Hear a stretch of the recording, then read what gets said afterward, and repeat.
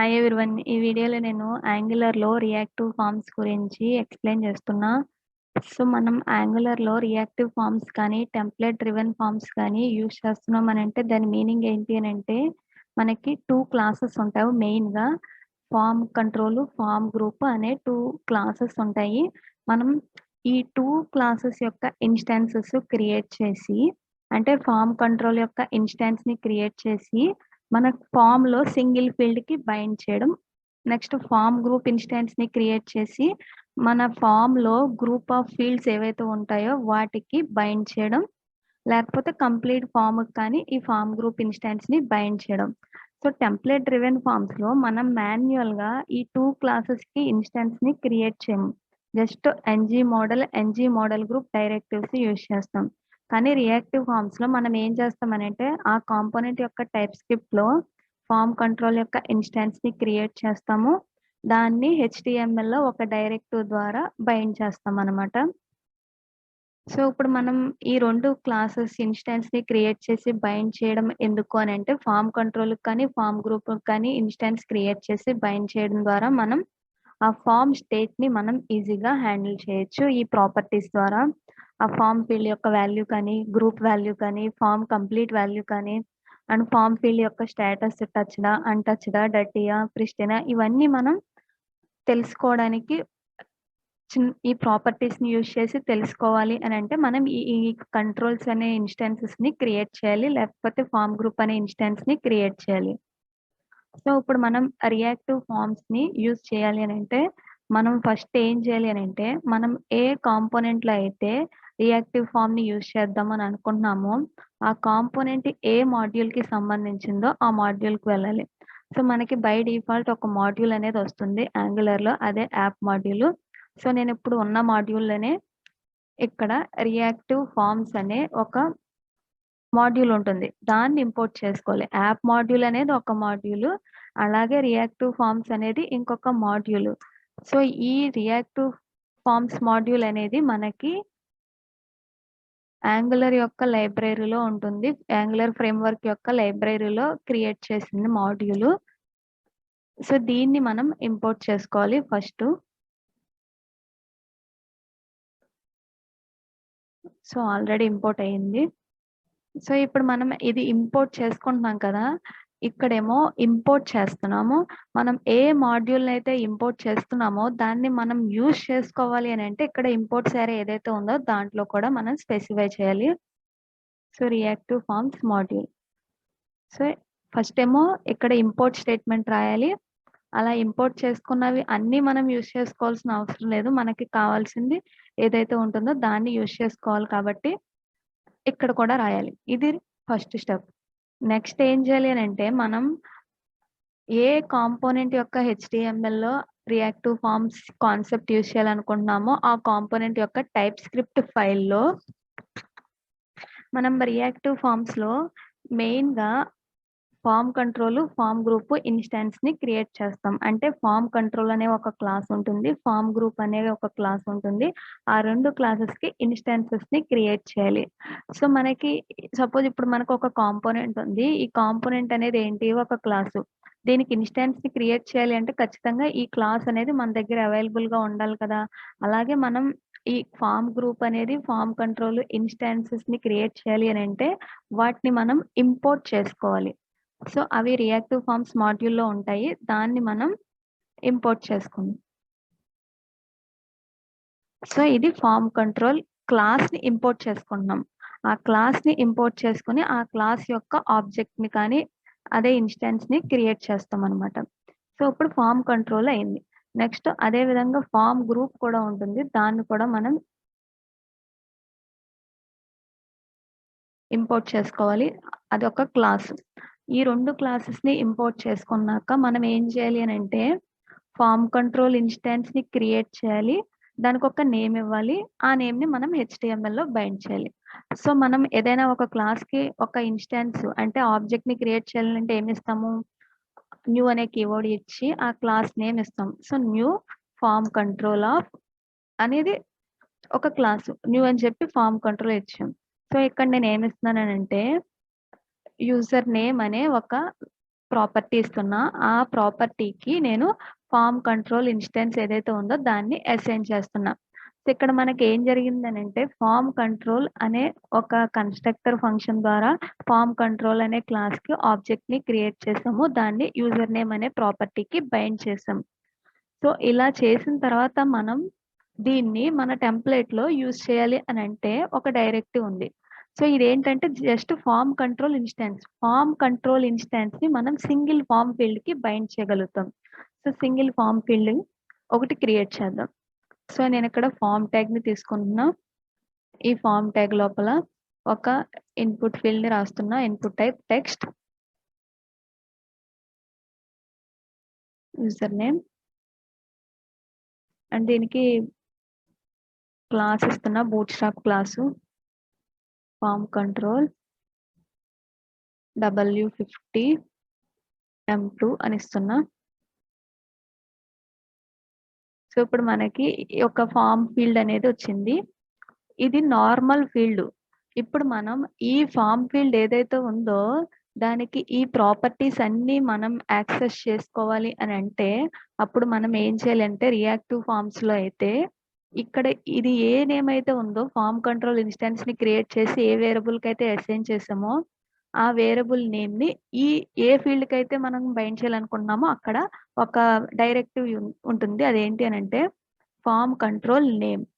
Form control name అనే ఒక directive ఉంటుంది. దాని ద్వారా మనం బైండ్ చేయాలి. So, form control name is equal to ఇక్కడ నేను యూనేమ్ అని ఇస్తున్నా. ఇక్కడ కూడా మారుస్తాను యూనేమ్ అని, యూజర్ నేమ్ అని. సో, యూనేమ్ అని ఇవ్వంగానే మనకేమవుతుంది అనంటే ఇక్కడ form control name is equal to uname అని ఇస్తే దాని మీనింగ్ ఏంటి అనంటే సో, ఇక్కడ మనం క్రియేట్ చేసిన ఫార్మ్ కంట్రోల్ ఇన్స్టాన్స్ ఏదైతే ఉందో అది ఈ ఇన్‌పుట్ ఫీల్డ్‌కి బైండ్ అవుతుంది. అలా బైండ్ అవ్వడం ద్వారా మనకి ఈ యూనేమ్ అనే ఒక ఆబ్జెక్ట్ ఏదైతే ఉందో దానికి ఈ ప్రాపర్టీస్ అన్నీ వస్తాయి. అవి ఏ ఫార్మ్ ఫీల్డ్‌కి యొక్క ప్రాపర్టీస్ అనంటే మనం దేనికైతే బైండ్ చేసామో ఈ డైరెక్టివ్‌ని యూజ్ చేసి ఆ ఫార్మ్ ఫీల్డ్ యొక్క ప్రాపర్టీస్. సో, ఇప్పుడు మనం ఏం చేద్దామనంటే జస్ట్ సింపుల్‌గా ఒక ఫార్మ్ కంట్రోల్‌ని క్రియేట్ చేసాము. దాన్ని ఒక ఫీల్డ్‌కి బైండ్ చేసాం కదా! ఇప్పుడు మనం ఆ ఫార్మ్ కంట్రోల్ ఇన్స్టాన్స్ యొక్క దానిలో ఏముందో ప్రింట్ చేద్దాం. సో, నేనేం చేస్తున్నానంటే ఒక బటన్ తీసుకుంటున్నా. ఆ బటన్ క్లిక్ చేసినప్పుడు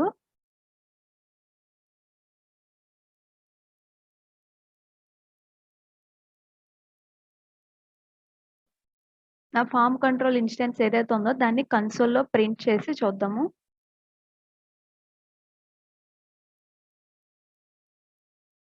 సో, ఇప్పుడు నేను ఈ బటన్‌కి క్లిక్ ఈవెంట్‌ని యాడ్ చేస్తున్నా. Click is equal to show అనే ఒక మెథడ్‌ని క్రియేట్ చేస్తాను. సో, ఈ షో అనే మెథడ్‌ని మనం టైప్ స్క్రిప్ట్‌లో రాయాలిప్పుడు. ఈ షో అనే మెథడ్‌కి మనం హెచ్‌టీఎంఎల్ నుంచి ఏ ఇన్‌పుట్ తీసుకురావట్లే. జస్ట్ ఈ టెం ఈ టైప్ స్క్రిప్ట్ ఫైల్ ఏదైతే ఉందో దాంట్లో ఒక ప్రాపర్టీ నేమ్‌ని ప్రింట్ చేస్తున్నాం. సో, థిస్ డాట్ యూనేమ్ అని ప్రింట్ చేస్తున్నా. This dot యూనేమ్. సో, ఇప్పుడు మనకి ఈ బటన్‌ని క్లిక్ చేయంగానే మనకేమవుతుందనంటే ఆ ఫార్మ్ కంట్రోల్ ఇన్స్టాన్స్ ఏదైతే ఉందో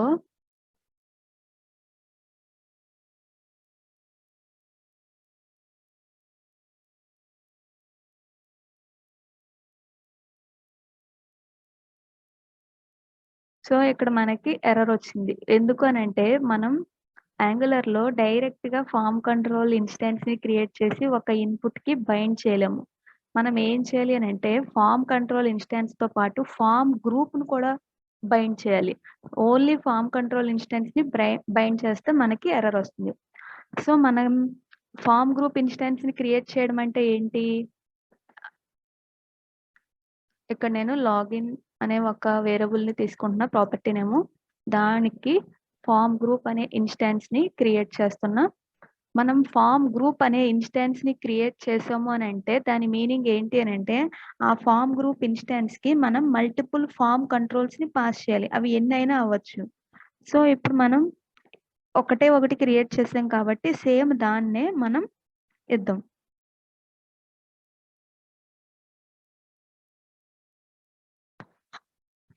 సో, ఎన్నైతే ఉంటాయో వాటన్నిటిని ఒక ఆబ్జెక్ట్ ఫార్మ్‌లో ఈ విధంగా ఇవ్వాలి. సో, ఇక్కడ నేను ఆల్రెడీ ఒక ఫార్మ్ కంట్రోల్ ఇన్‌స్టాన్స్‌ని ఇక్కడ క్రియేట్ చేశాను కదా! దాన్ని యూనేమ్ అనే వేరియబుల్‌కి ఇచ్చాను కదా! ఆ వేరియబుల్ నేమ్‌ని ఇక్కడ ఇస్తున్నా.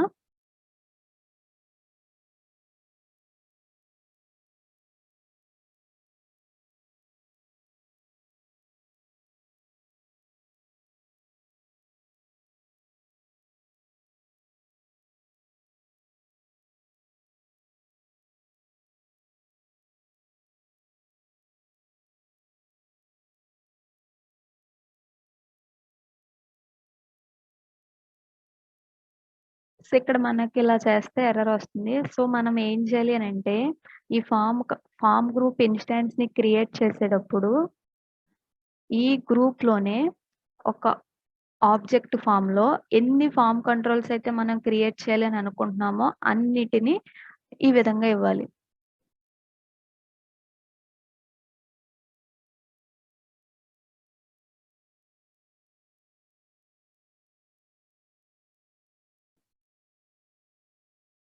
సో, ఇది ఆబ్జెక్ట్ కాబట్టి కీ వాల్యూ పెయిర్స్‌లో ఇవ్వాలి. సో, ఇక్కడ మనం ఏం చేసామనంటే ఒక ఫార్మ్ గ్రూప్ ఇన్‌స్టాన్స్‌ని క్రియేట్ చేస్తున్నాం. ఆ ఫార్మ్ గ్రూప్ ఇన్‌స్టాన్స్‌కి మనం ఫార్మ్ కంట్రోల్స్ ఎన్నైతే మనం ఆ గ్రూప్ చేయాలనుకుంటున్నామో వాటన్నిటి ఇన్‌స్టాన్సెస్ ఇందులోనే క్రియేట్ చేసి పాస్ చేయాలనమాట. సో, ఇప్పుడు మనం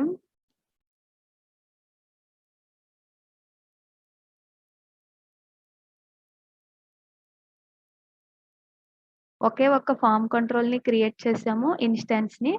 దాన్ని ఫార్మ్ గ్రూప్‌లో ఒక ఆర్గ్యుమెంట్ పాస్ చేస్తాం. ఆ ఆర్గ్యుమెంట్ అనేది ఒక ఆబ్జెక్ట్ ఫార్మ్‌లో ఇవ్వాలి.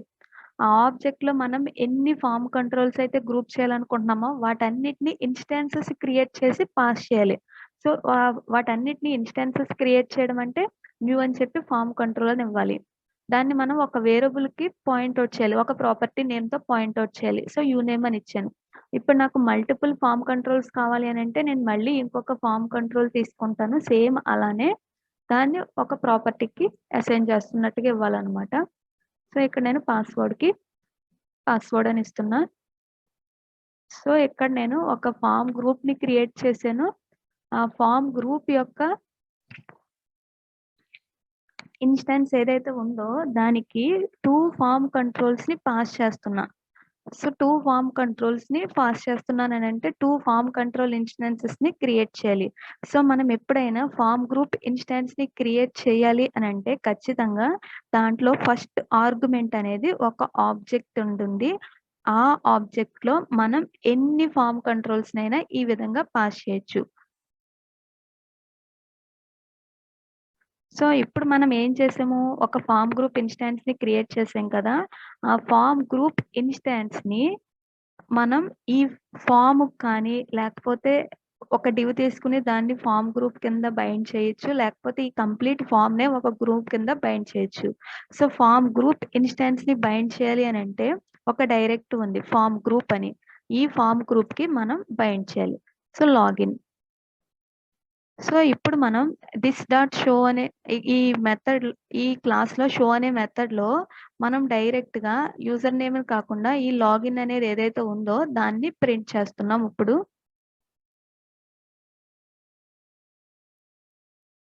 సో, ఇప్పుడు నేను క్లిక్ చేస్తున్నా. మనకేమొచ్చింది ఫార్మ్ గ్రూప్ ఇన్‌స్టాన్స్ అనేది క్రియేట్ అయింది.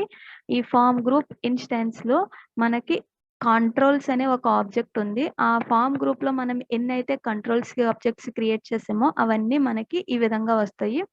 పాస్‌వర్డ్, యూనేమ్ అని 2 ఫీల్డ్స్ ఇచ్చాం కదా! 2 వచ్చినియి. ఆ 2 ఫీల్డ్స్ వచ్చినియి కానీ, మనం ఈ పాస్‌వర్డ్‌ని దేనికి బైండ్ చేయలేదు. సో, దాన్ని తీసేస్తున్నాను ప్రెజెంటు. ఓన్లీ ఒకే ఒక్క ఫార్మ్ కంట్రోల్‌ని ఆ గ్రూప్‌లో పెడుతున్నాం. సో, ఇప్పుడు నేను మళ్ళీ క్లిక్ చేస్తున్నా. ఈ ఫార్మ్ గ్రూప్ ఇన్‌స్టాన్స్‌లో కంట్రోల్స్‌లో ఓన్లీ యూజర్ నేమ్ ఒక్కటే ఉంది. అండ్ మనం ఈ ఫార్మ్ కంట్రోల్ అంటే ఈ ఫార్మ్ గ్రూప్‌ని చూసుకున్నట్టయితే, ఆ ఫార్మ్ గ్రూప్‌కి మనకి ఈ ప్రాపర్టీస్ అన్నీ ఉంటాయి. వాలిడు, డర్టీ, ఇన్వాలిడు, వాల్యూ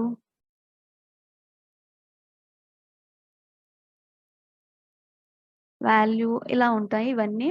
సో, ఈ ఫార్మ్ గ్రూప్ వాల్యూ అనంటే ఏంటి అనంటే, ఈ ఫార్మ్ గ్రూప్‌లో ఎన్నైతే ఫార్మ్ కంట్రోల్స్ ఉన్నాయో, ఫార్మ్ ఫీల్డ్స్ ఉన్నాయో వాటన్నిటి యొక్క వాల్యూస్ అనమాట. సో, ఇప్పుడు మనం ఎంప్టీ చూసాం కదా ఇక్కడ. ఎందుకంటే మనం ఈ ఫార్మ్ ఫీల్డ్‌లో మనం ఏమీ టైప్ చేయలేదు కాబట్టి. సపోజ్ నేను ఇక్కడ ఏదన్నా ఒక రాండమ్ స్ట్రింగ్ టైప్ చేస్తున్నా. సో, ఇప్పుడు నేను మళ్ళీ క్లిక్ చేస్తున్నా. ఇలా క్లిక్ చేసినప్పుడు దీంట్లో వాల్యూ అనే ఒక ప్రాపర్టీలో మనం చూసుకున్నట్టయితే యూజర్ నేమ్ అండ్ మనం ఈ ఫార్మ్ ఫీల్డ్‌లో ఏదైతే కంటెంట్ ఎంటర్ చేసామో అదుంది. అండ్ ఇప్పుడు నేను సెకండ్ ఫీల్డ్‌ని కూడా తీసుకుంటున్నాను. ఇందాక డిలీట్ చేసింది. సో, ఇప్పుడు దీన్ని కూడా మనం ఇక్కడ బైండ్ చేద్దాము.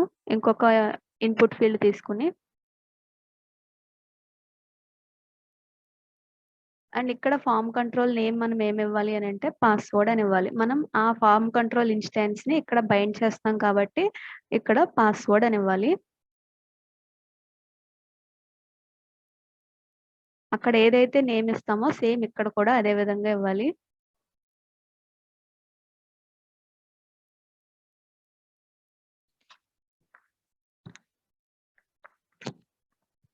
సో, ఇప్పుడు మనం యూజర్ నేము ఫార్మ్ కంట్రోల్ ఇన్‌స్టాన్స్‌ని, పాస్వర్డ్ అనే ఫార్మ్ కంట్రోల్ ఇన్‌స్టాన్స్‌ని, లాగిన్ అనే ఒక ఫార్మ్ గ్రూప్‌కి అటాచ్ చేసాం. సో, మనం ఏం చేయాలి? ఇక్కడ ఏ విధంగా అయితే ఏ స్ట్రక్చర్‌లో అయితే ఇచ్చామో సేమ్ అదే విధంగా మన టెంప్లేట్‌లో కూడా ఇవ్వాలి. అంటే హెచ్‌టీఎంఎల్‌లో. ఒక గ్రూప్ క్రియేట్ చేయాలి. ఆ గ్రూప్‌కేమో ఈ లాగిన్ అనే ఇన్‌స్టాన్స్ ఏదైతే ఉందో దాన్ని బైండ్ చేయాలి. సో, అలా బైండ్ చేయడానికి ఈ ఫార్మ్ గ్రూప్ అనే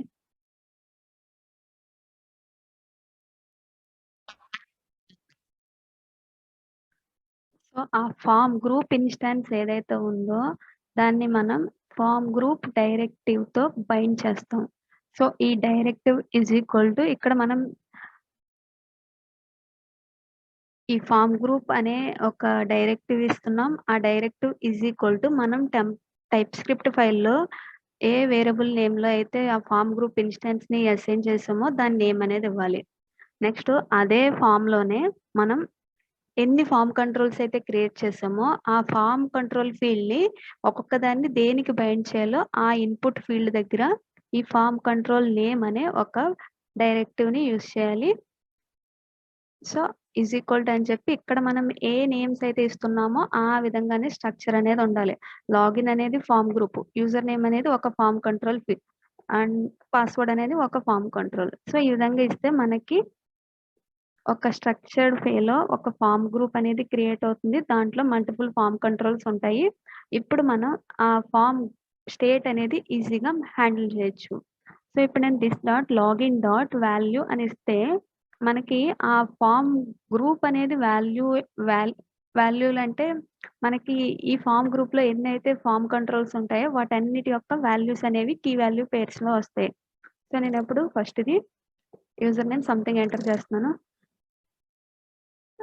ఇప్పుడు మనం చూసుకున్నట్టయితే యూజర్ నేమ్, పాస్వర్డ్ ఈ వాల్యూ అనే ఫీల్డ్‌లో ఒక ఆబ్జెక్ట్ ఉంటుంది. ఆ ఆబ్జెక్ట్‌లో మనకి కీ వాల్యూ పెయిర్స్‌లో ఒక్కొక్క ఫార్మ్ కంట్రోల్ నేము, దాని వాల్యూ అలా ఉంటుంది. ఇప్పుడు మనం ఏం యూజ్ చేసాము? ఇక్కడ టోటల్ ఫార్మ్ గ్రూప్ యొక్క వాల్యూని యూజ్ చేసాం. అలా కాకుండా this dot login form dot uname dot value అని ఇస్తే ఓన్లీ జస్ట్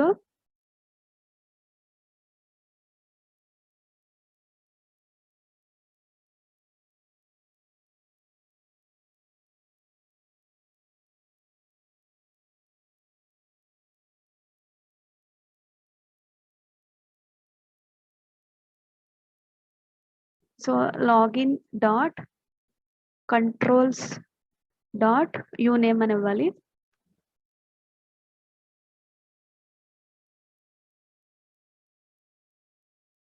అక్కడ మనకి ఏ విధంగా ఉంటుందో చూడాలి ఒకసారి స్ట్రక్చర్ అనేది.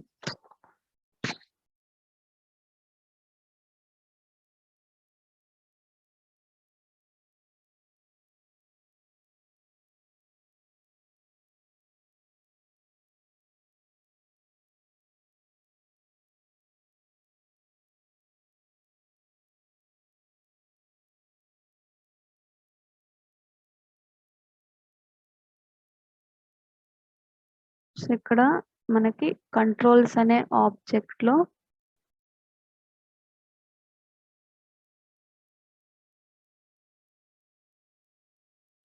లాగిన్ డాట్ కంట్రోల్స్ ఆఫ్ యూనేమ్ అని ఇవ్వాలి. సో ఇప్పుడు మనకి జస్ట్ ఇందులో యూనేమ్ అనే ఫామ్ కంట్రోల్ ఏదైతే ఉందో దానికి సంబంధించిన ఇన్స్టెన్స్ ఏదైతే ఉందో అది మాత్రమే ప్రింట్ అవుతుంది. సో ఇంతకుముందు ఫామ్ గ్రూప్ ఇన్స్టెన్స్ వచ్చింది, ఇప్పుడు ఫామ్ కంట్రోల్ ఇన్స్టెన్స్ వచ్చింది. ఈ ఫామ్ కంట్రోల్ ఏంటి అని అంటే జస్ట్ సింగిల్ ఫామ్ ఫీల్డ్ ఏదైతే ఉందో దానికి సంబంధించింది, యూజర్ నేమ్కి సంబంధించింది. సో ఇప్పుడు మనం క్లిక్ చేసినప్పుడు మళ్ళీ మనం చూసినట్టయితే దీంట్లో వాల్యూ అనే ఒక ప్రాపర్టీలో జస్ట్ దీని యొక్క సింగిల్ వాల్యూ మాత్రమే ఉంది, అన్నిటివి కాదు, ఈ ఫామ్ కంట్రోల్ మాత్రమే ఉంది. అండ్ ఇప్పుడు మనం దీని యొక్క డర్టీ ప్రాపర్టీస్ ఎనేబుల్డ్ ఇవన్నీ చూసుకున్నట్టయితే అన్ని డర్టీ ట్రూ అని వచ్చింది, ఇన్వాలిడ్ ఫాల్స్ అని వచ్చింది, అండ్ అన్టచ్డ్ ఫాల్స్ అని వస్తుంది, వ్యాలిడ్ ట్రూ అని వస్తుంది. ఇవన్నీ మనం వ్యాలిడ్ ట్రూ అని ఎందుకు వచ్చింది అని అంటే మనం వీటన్నిటికి వ్యాలిడేషన్స్ ఏమీ యాడ్ చేయలేదు. సో నెక్స్ట్ వీడియోలో నేను వ్యాలిడేషన్స్ కూడా చెప్తాను. సో యాక్చువల్గా